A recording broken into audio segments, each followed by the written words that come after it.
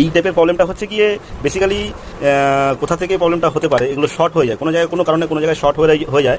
যেরকম দেখা যায় এই সুইচগুলো বা এই সুইচ শর্ট হওয়ার কারণে এটা প্রবলেম বেশি, এই টাইপের প্রবলেমটা বেশি হয়। ঠিক আছে, এবার শর্টটা কোথায় হবে কি না হবে এটা খুঁজে বার করতে হবে।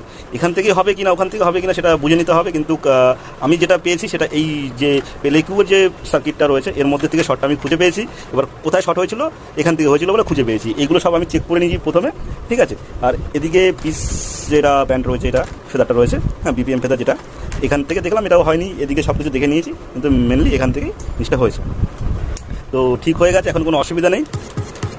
এটা আমি এখন দেখছি যা, এখন ঠিক আছে, এখন আর ওই রকম হচ্ছে না। এবার এটা দেখো, এখন আর কোনো কিছু দৌড়ছাপ করছে না, এখন পুরোপুরি ঠিক আছে। এটা উল্টারও আছে, আমি একবার এটা সেটিং করে আটকে তারপরে তোমাদেরকে দেখাচ্ছি। তোমরা